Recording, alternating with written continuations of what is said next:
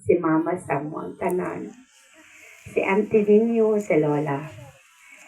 And so, it's just nice to be here in this atmosphere wherein all the siblings are here, all Mama's igsuon, all relatives, all friends, family, churchmates.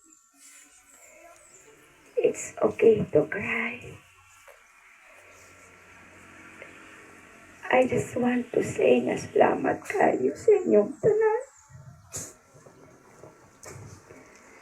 And this afternoon, gusto lang na ako nga sabto ninyo ang bawat tulo sa among luha. Sabto ninyo ang amo ang kasakit. Maunang gusto lang ni Mama kalinaw, kanipay, panaghiusa. And karong namatay na si Mama, 5 mi nagkahiusa, na-accomplish na mo iyang gusto with you. So karong hapuna, gi-request na ako si Wais ko no, nagpalabandaan ko, bre. So akong gi-request is Pastor Kamalyawi to officiate whatever message to prepare for us. Pastor.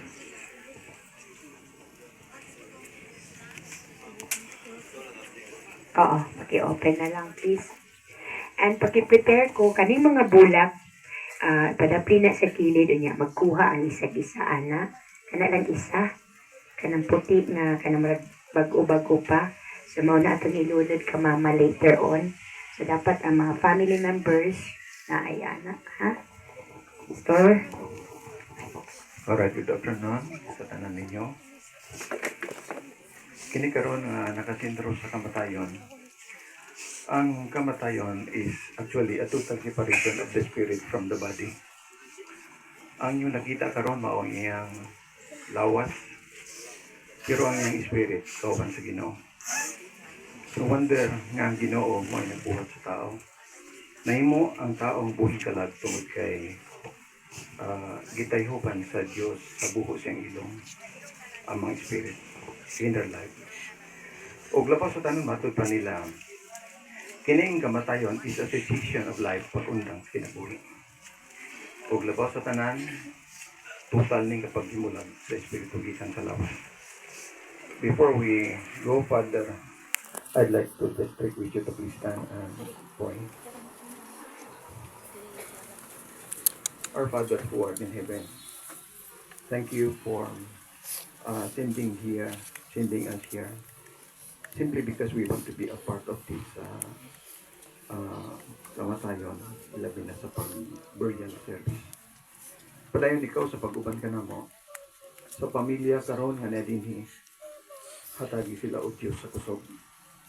Hatagi sila sa ligong pagtuo, na ma-overcome nila kining maong lumunat sa kinabuhi. Lord, dili kami maka-question nimo because ang among kinabuhi is naa sa imong kamot. Nasayad ako nga dunay kay luna para kanimo. And so, ginatugyan na mo kanimong tanan nini orasa. We love you, Lord. Through the name of Jesus Christ, I ask all these things. Amen. Sa mubong ang mensahe, atong ipaambit ninyo. Ang akong message naging mga blessed assurance, bulahan na kasiguruhan, o kini that is only found in Jesus Christ.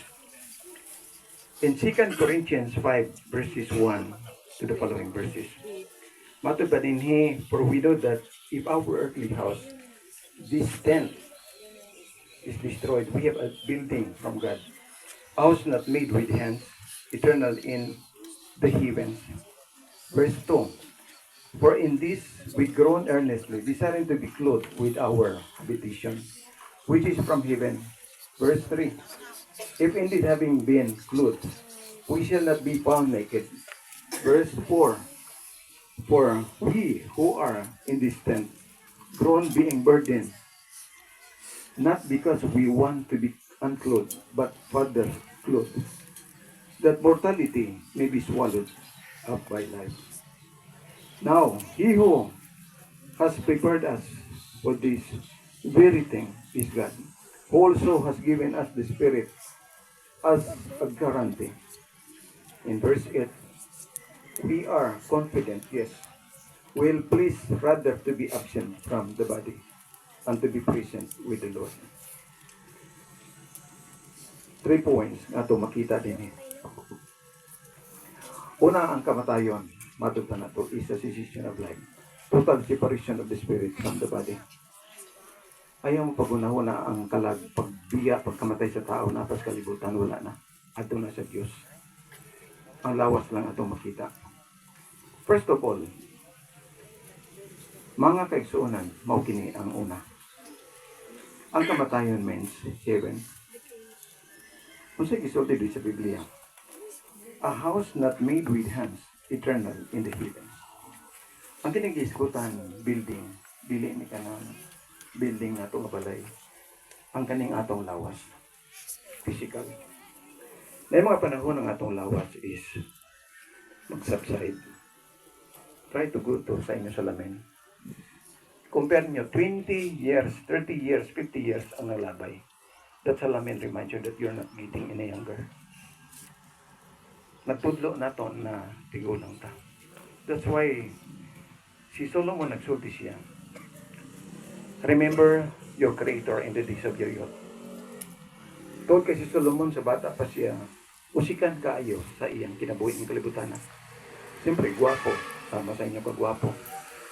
Adunahan, daghang bulawan, binarkong bulawan, pito ka barkong bulawan. Yuta dagan niya. Bako lang niya na hinumduman ang Diyos sa panahon na nag-subside na ang iyang paminaw sa kabulingon. Umatod pa niya, remember your Creator in the days of your youth. Umaw kini ang naitabo niya. Makiksuunan, ingon pa sa Amerikano. At the end of life, we'll find that the only thing we've lost were those we try to get. Kumayo pa ang atong lawas, wala tagaw na huna sa Ginoo. May patong lawas, wala tagaw na huna sa iyang pulong. Pagunta mo na huna, kung doon na tayo pationg, hindi mayo. Makaigsuunan, that is embarrassing on the part of God. Mabitaw sa ka-billionaire, si Steve Jobs. Namatay siya sa pancreatic cancer. Edad 56. Pero matod pa sa iyang statement, sa iyang testimonyo, before nga namatay siya. Pag-abot niya sulod niya sa operating room, ang gusto niya, makita o basahon ang pulong sa Diyos. Pero sayang, wala na. Muni ato minahal sa kinabuhi pati o nato ang kamingaw niya. Kay matod pa nila sa istorya. Bisan pa sa mga taong alam, ingon pa nila. You never know the worth of water till the well is dry. Dili nimo mapansin ang bilis sa tubig kung ang tubig na pa. Diya nimo mapansin ang bilis sa tubig kung wala na ang tubig. Ang tao sa buhi pa may paglawas, di kaya niya ito mapansin ang bilis. Bago na ito mapansin, wala na siya. Makaigsuunan, dili pa ulang tanan. Para sa kuha Christian, na right relationship with Jesus Christ. Kay matod pa, naman ko'y relihiyon. Magunsa man natong relihiyon, what a relasyon. Amen. Si Jesus Christ nagsulti, matod pa niya, sa tanan nga ito o midawat kay Jesus Christ, kanila naghatakog katungod sa pagkahimo mga anak sa Diyos. Mahimo tang anak sa Diyos kung atong tuwan ng dawaton si Jesus Christ. You can never say, Father, if you are not sons of God. Ang pagkahimong anak sa Diyos, dili ang pagpamindro sa religion. Ang pagkahimong anak sa Diyos, maula ang pagtuo pagdawat sa atong Diyos Kristo. Ingon nga personal na malaluwas. Makaigsunan. Not only that means heaven, but also kamatayon nagpasaguro. Matod pa nila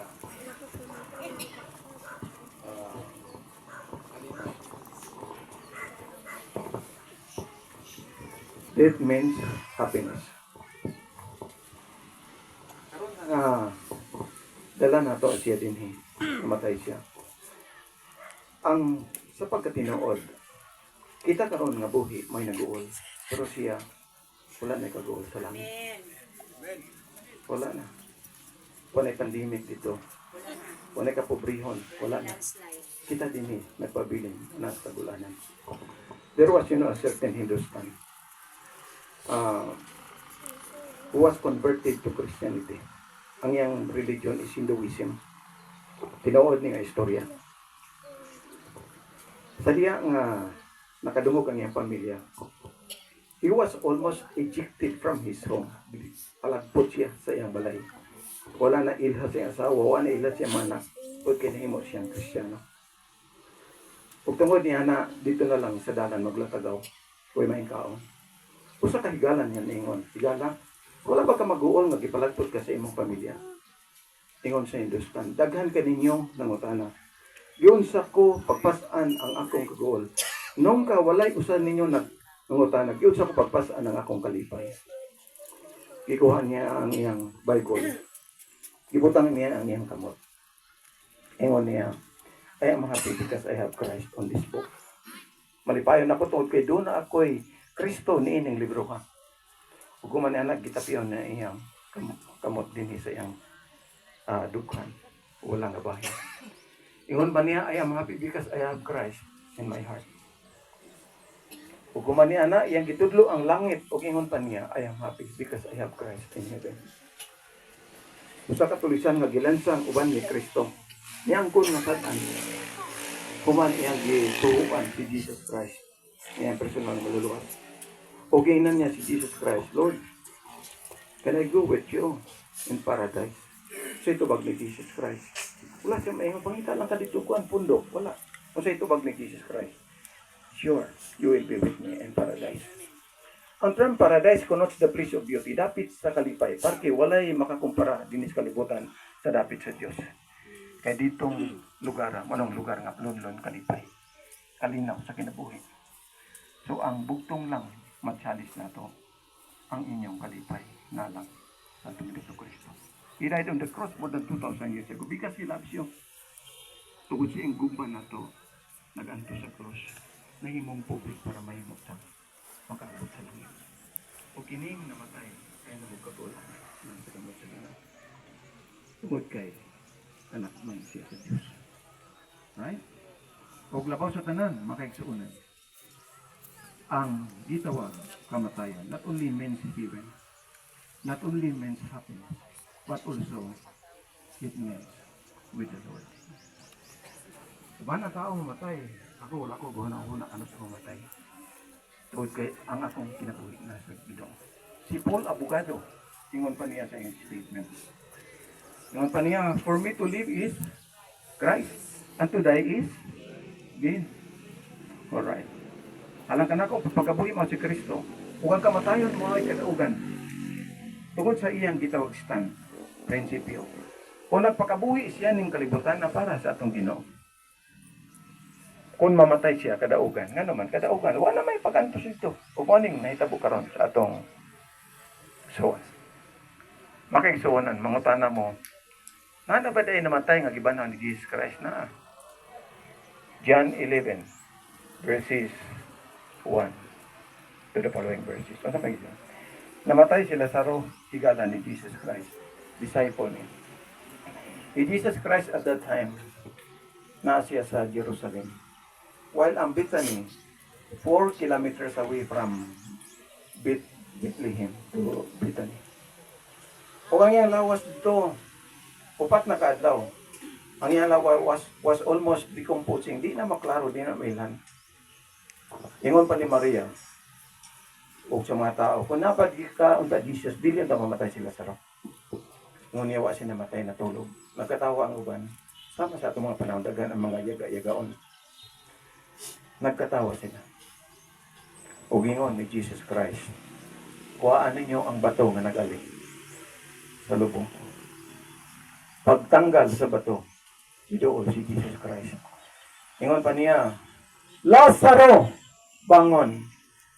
Nibangon si Lazaro. Ang iyang pagkabanaw mo itong gitawag sa term resuscitation.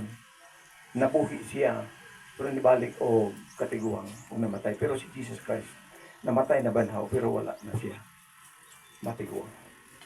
paliabot po siya ng atong kinabuhi. Tungod ini nag-share ning maong pulong sa Dios og tulo ka gitawag nga kamatuoran may tungod sa kinabuhi. Diha kang Kristo doon na gitawag resurrection life. Kay kung wa banhawa si Jesus Christ, sayang ang atong pagpagabudlay, sayang ang atong pagsimba, sayang ang atong pagwali, sayang ang atong pagkanta. Tungod kay wa man di ay siya nabanhaw. Pero katulog adlaw nabanhaw siya. Nabuhi siya. You know, if Jesus Christ is at work, week by week, raising men from the dead, then there will always be people coming to see how it is done. And you cannot find an empty chapel, an empty church.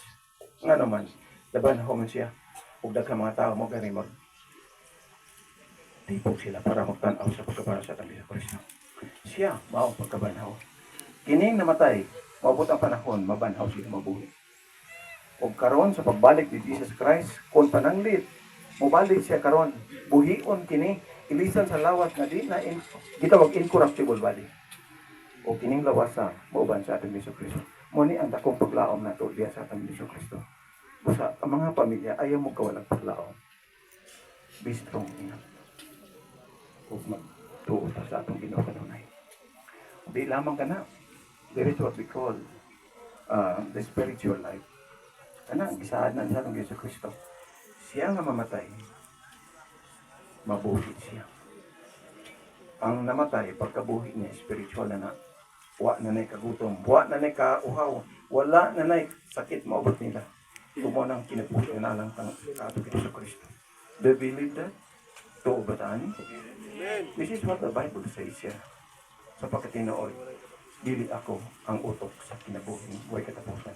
Only Jesus Christ. Siya lang. Then, dili lamang ka na. Kung ang gitawag katulong klases kinabuhi diya kang Kristo Jesus. Not only the resurrection life, the spiritual life, but the eternal life. Ingon pa ni Jesus Christ, siya nga nagtuo ka na ko nga bisan siya mamatay mabuhi. Ang pagpakabuhi niya eternal, dili na mabalik mamatay siya. Naalaman ka ng Jesus Kristo. Mapito ingon ni Jesus Christ.